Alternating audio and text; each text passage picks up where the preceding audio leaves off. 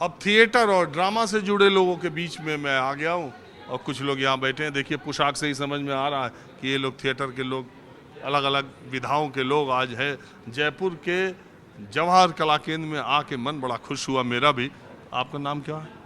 मेरा नाम तो साबिर खान है। साबिर खान।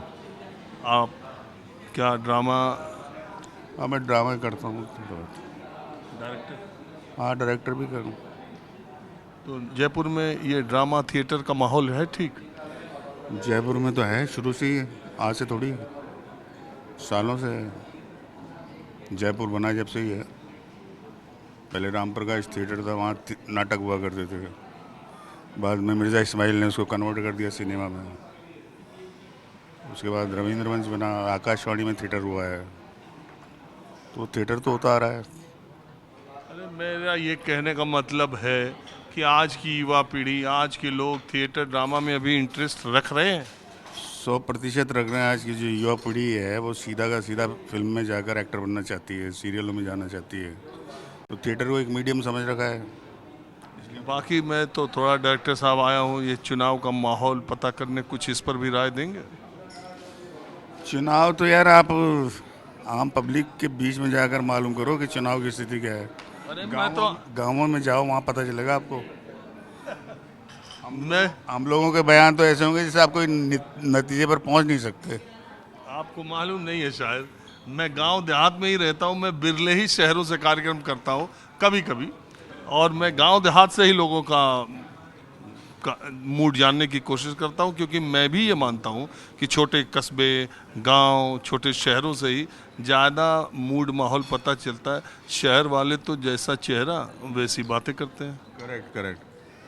अभी तो पता नहीं क्या है, किस तरफ जाएगी सरकार, किसकी सरकार बनेगी, किसकी नहीं बनेगी। लेकिन पिछली सरकार ने जो मेडिकल वाला काम किया है ना, जो दवाओं का, ये गौलव सरकार ने चिरंजीवी। हाँ, उसका बहुत फ़र्क पड़ा। उससे आम लोगों को बड़ा फ़ायदा हुआ है। जो इलाज जिस तरह से महंगा था वो बड़ा सस्ता हुआ है। लोग उससे, उसमें बड़े लोग प्रशंसा करते हैं। बाकी तो आपको पता है कि पॉलिटिक्स में क्या होता है, जब आगे आगे जैसे जैसे माहौल बनेगा, अब जिन्होंने अच्छा काम किया होगा वो जीतेंगे, जिन्होंने नहीं किया होगा हार जाएंगे। और हाँ जी, आपका क्या विचार है? आप तो यंग हैं, एक्टर हैं आप, जी।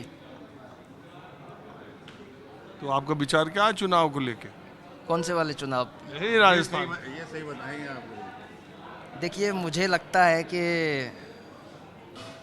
गहलोत जी का जो ये वाला जो काल था, ये एक्चुअली मुझे लगता है कि कांग्रेस का काल था।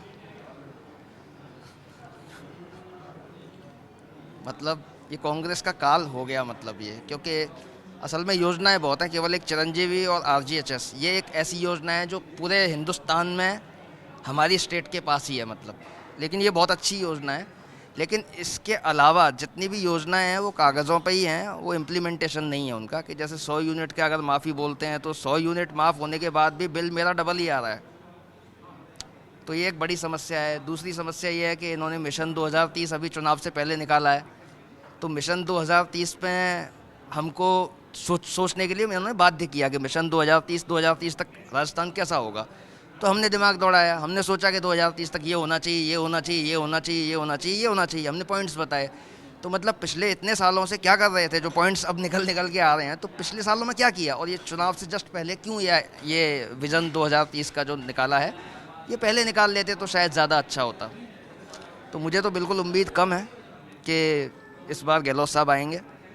बाकी बाकी देखते हैं जो भी है। हाँ, देखते तो हैं ही। तो बीजेपी की तरफ से आने पे, एक तो देखो यहाँ का रिवाज ही है हर बात बदल जाने का। तो बीजेपी की तरफ से सरकार अगर बनती है तो आपको क्या लगता है किसका? देखिए, मुझे अगर मुझसे पूछा जाए तो मैं चाहूँगा कि कांग्रेस आए। उसकी वजह यह है क्योंकि इन लोगों ने जो विज़न बनाया है, जो जितने राजस्थान के जितने ज़िले बनाए हैं, जितनी योजनाएं बनाई हैं, वो कोई और गवर्नमेंट आके लागू ही नहीं कर पाएगी। उसकी हालत ख़राब हो जाएगी। अगर यही वापस आते हैं तो कम से कम जनता का फ़ायदा होगा। क्यों क्योंकि कोई भी दूसरी गवर्नमेंट आती है। यार आप दो तरह की बात अभी तो कह रहे थे कि कोई उम्मीद नहीं, यही दो तरह। मैं तो यही बता रहा हूँ ना, उम्मीद मतलब उन्होंने। डायरेक्टर साहब एक बात बताऊं, कई बार बड़े बड़े एक्टरों को भी मैंने देखा है, और मान लीजिए भाई भी हैं, कई बार एक्टरों की बात समझ ही नहीं आती है, शुरू कहीं से करते ये आप लोग डायरेक्टर। हाँ?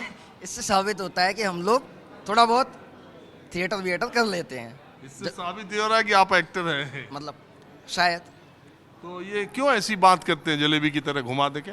देखिए, पहले मैंने क्या बोला आपको, पहले मैंने आपको एक अपना जो मेरा जो अंदेशा है, आपने कहा कि ये गहलोत सरकार का काल कांग्रेस का काल, ये मेरा काल मतलब कि ये एक वो वाला काल, दार्शनिक बात है, ये एक फिलोसॉफिकल बात है। और फिर आपने कहा कि वो आने की उम्मीद नहीं है, और फिर तीसरा कह रहे हैं वही आए तो वो मेरी ठीक। इच्छा है। देखिए, फिलोसॉफिकल बात एक अलग चीज़ है, इच्छा अलग चीज़ है। मैं चाहता क्या हूँ ये एक अलग बात है, हो क्या रहा है वो एक अलग बात है। तो हो तो गड़बड़ रहा है लेकिन मैं चाहता हूँ कि कम से कम सेकंड इनको चांस मिलेगा तो ये कुछ तो भला कर पाएंगे। 100 योजनाएं बनाई हैं तो उनमें से 50 तो लागू कर पाएंगे। देखिए सर, ऐसा है, ये आपका क्या विचार? हमारे जो श्री साबिर खान हैं, ये हम सब लोगों में से सीनियर हैं और हम में सब में समझदार भी हैं। तो हम तो एक तरह से ये हमारे प्रतिनिधि हैं, तो हम तो वोट भी उन्हीं को देंगे जिनको ये हमको आदेश देंगे। आपका नाम क्या है? मेरा नाम अशोक है। और अरे यार, आप जो है साबिर खान के कहने पर अशोक वोट देने लगे, देश में ये माहौल है क्या? क्या साबिर जी? इससे आइडियल तो स्थिति हो ही नहीं सकती। साबिर खान के कहने पर अशोक वोट देंगे या अशोक के कहने पर? ये बात मुझसे कीजिए ना, उनसे मत कीजिए। ये बात तो मैंने आपसे कही है ना। ये बात अब आप एक मिसाल की तरह रखिए कि अशोक ये कह रहा था कि वो साबिर खान के कहने पर वोट देगा। देखो, आपने बहुत अच्छी बात पकड़ी है सुनिए और मैं आपको अप्रिशिएट करता हूँ इस बात को। और मैं कह रहा हूँ कि हाँ, मैं दूंगा साबिर खान के कहने पर वोट और दूंगा। आपको एक बात और बताऊं मैं, कि मैं जो आपने भाई साहब कहा ना कि आम लोगों के बीच में जाइए आप, मैं आम लोगों के बीच में गया और कम से कम मेरे अगर प्रोग्राम के वीडियोस आप पुराने निकाल के देखेंगे तो दसियों जोड़े यानी 2 आदमी बैठे मुझे मिले आसपास और उन्होंने कहा हम पार्टनर हैं या हम दोस्त हैं, हम 40 साल से साथ हैं, और दोनों ऐसे ही थे, अशोक और साबिर ही थे, कम से कम 10। तो मैं ये देखता हूं कि जमीन पर इन सब चीजों का कोई असर नहीं है। ये सियासतदान, ये चुनाव, ये लोगों को भरमाना, ये करना। आपका क्या शुभ नाम है? आपको लगता क्या? अरे मैं आप ये कैसा सवाल है? मैं राजीव रंजन।